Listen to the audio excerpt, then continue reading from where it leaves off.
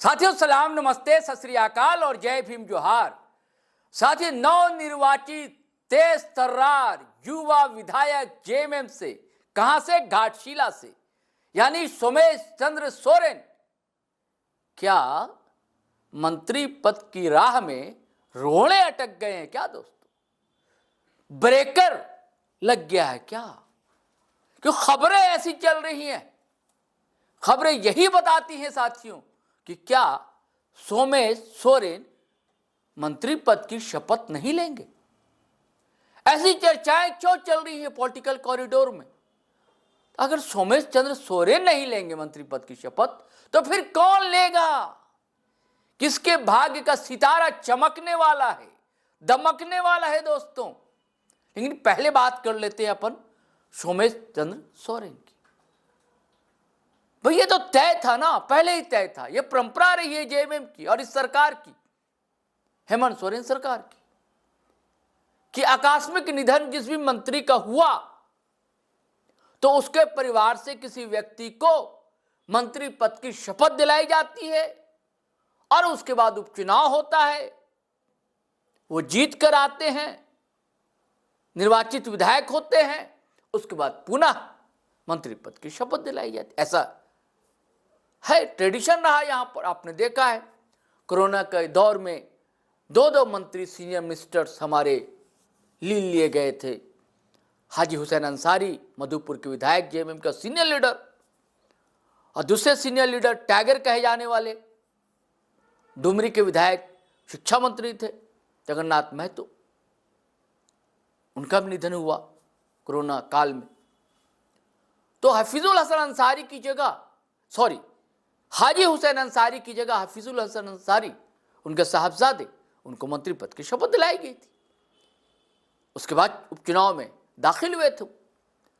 वैसे जगन्नाथ महतो के साथ हुआ, उनकी पत्नी बेबी देवी, उनको मंत्री पद की शपथ दिलाई गई। उसके बाद उपचुनाव हुआ, फिर जीत कर आई भारी मतों से वो।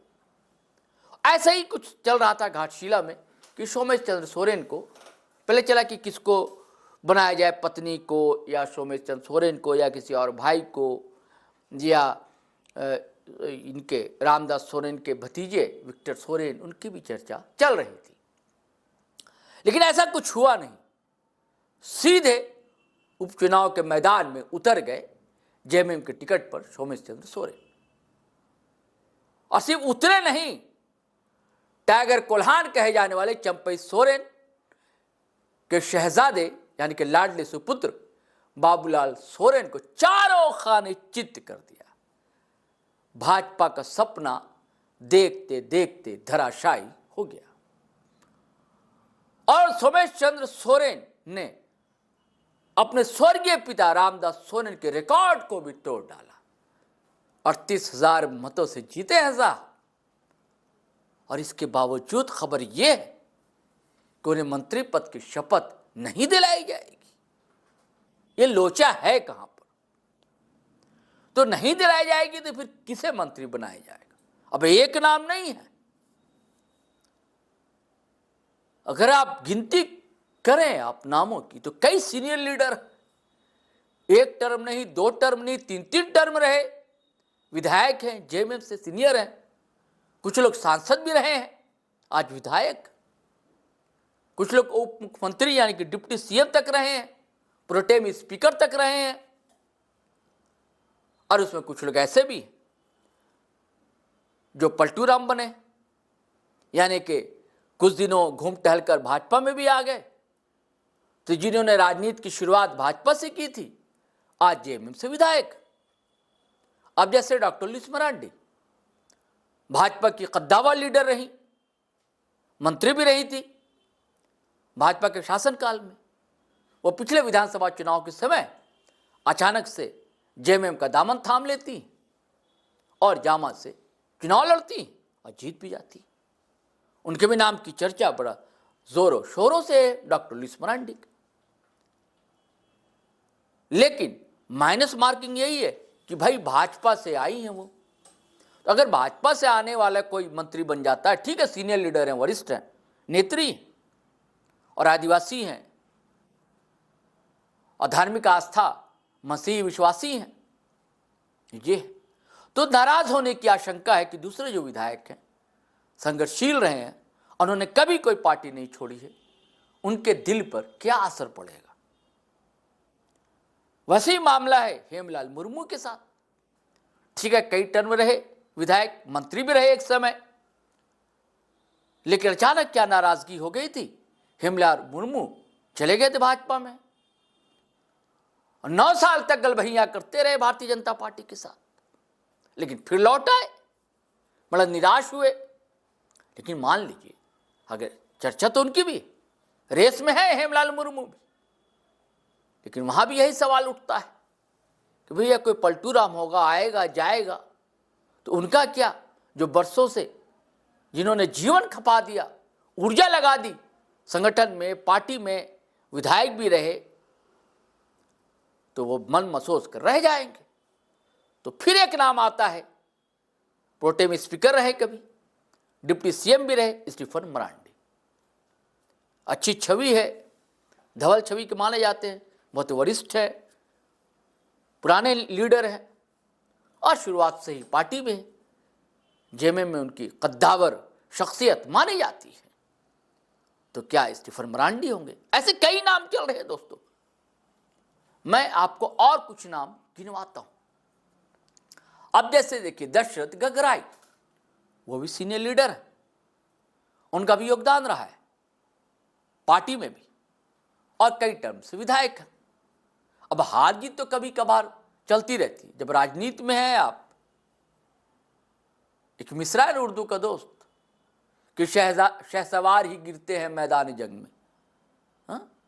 वो तिफल क्या गिरे चढ़ना नहीं आता, शहसवार ही गिरते हैं मैदान जंग में। यानी कि तिफल बच्चे, मतलब घुटनों के बल चलने वाले बच्चे क्या गिरेंगे? जो घोड़े का सवारी करने वाला गिरता तो वही है, यानी कि हार जीत तो सही मिलती है। तो दशरथ गगराई का भी नाम मंत्री पद की रेस में। अब निर्णय तो लेना है भाई मुख्यमंत्री महोदय। एक और नाम है संजीव सरदार का, बड़े सहज हैं, सरल हैं, कर्मठ हैं, कर्तव्य परायण हैं और अच्छी छवि अपने क्षेत्र में, उनका भी नाम है। उनकी जो सहजता है ना, वो जानलेवा है और यही उनकी लोकप्रियता का कारण है। अब कहते हैं कि आदिवासी में भूमिज एक जनजाति मानी जाती, उस समाज से आते हैं संजीव सरदार। उसके अलावा समीर मोहंती, इनका भी नाम बड़ा तेजी से चल रहा है, लेकिन कहा जाता है कि भाई ये एसटी नहीं है। तो फिर नाम आता है नीरल पूर्ति का, वो भी जेएमएम के समर्पित कार्यकर्ता रहे हैं, नेता है और परिश्रमी है, जी जान लगा दिया उन्होंने। उनके योगदान की लंबी कथाएं हैं, कहानियां हैं, लोग बाचा करते हैं। चकधरपुर से जो एमएलए हैं, इनसे भी भूला नहीं जा सकता, सुखराम उरांव, इनका भी नाम उस फहरिस्त में, यानी कि उस सूची में शामिल बताया जा रहा है। ये सारी चर्चाएं दोस्तों हम वही शेयर कर रहे हैं जो पॉलिटिकल गलियारे में चल रही हैं, हम पुष्टि नहीं करते। ये सारे नाम, अगर मान लीजिए सोमेश चंद्र सोरेन नहीं बनते हैं, तो ये भी सारे नाम फेरिस्त में। तब किस्मत किसकी खुलने वाली है दोस्तों? चाबी जो है हेमंत सोरेन के पास है। सबकी प्रोफाइल तो पहुंच चुकी है और लॉबिंग भी शुरू हो गई है। अब देखिए क्या होता है, लेकिन अभी भी हमारा मानना है कि ज्यादा संभावना तो दिखती है या दिख रही है सोमेश चंद्र सोरेन की। लेकिन दरअसल एक बयान जो है मुख्यमंत्री हेमंत सोरेन का, वो जो है ठोकर बनकर सामने खड़ा मिल जाता है। बताया जाता है कि उन्होंने एक बयान दिया था कि सोमेश युवा हैं, परिश्रमी हैं, प्रतिभाशाली हैं, पढ़े लिखे हैं, संगठन में उनका इस्तेमाल किया जाएगा। तो क्या कोई मंत्री जो है संगठन का भी काम नहीं कर पाता क्या? या संगठन में उनको तपाना है, पकाना है? अब फिर आने वाले समय में हो सकता है कि मंत्री बनाया जाए। लेकिन अगर राजनीतिक पंडितों की मानी जाए, या हम लोग भी लगातार बड़ा बारीकी से इस मामले को देख रहे हैं, कई वीडियो आपने देखा होगा। इधर आपने देखा था ना कि पहुंचे थे अभी उस दिन, याद है, जिस दिन धरती आबा बिरसा मुंडा के जयंती और स्थापना दिवस समारोह दिन भर का बड़ा व्यस्त कार्यक्रम था मुख्यमंत्री हेमंत सोरेन का। और सुबह सुबह कार्यकर्ताओं के काफले के साथ सोमेन चंद्र सोरेन मुख्यमंत्री आवास पहुंचते हैं और कितना भव्य स्वागत होता है उनका। और कई बातें इशारों में हेमंत सोरेन कह भी जाते हैं। अब देखिए वो बातें जमीनी धरातल पर उतरती हैं या नहीं उतरती हैं, या जो 8-9 नाम हमने गिनवाए उनमें से किन की किस्मत खुलती है, देखने की बात होगी। चलिए साथियों, फिर हम नए वीडियो के साथ हाजिर रहेंगे, लेकिन आपसे गुजारिश है कि अगर आपने हमारा चैनल सब्सक्राइब नहीं किया तो ज़रूर कर लें और वीडियो हमेशा की तरह धड़ाधड़ फटाफट खटाखट शेयर करें, लाइक करें, कमेंट करें। आज्ञा दे, इजाज़त दे। जय हिंद, जय भारत।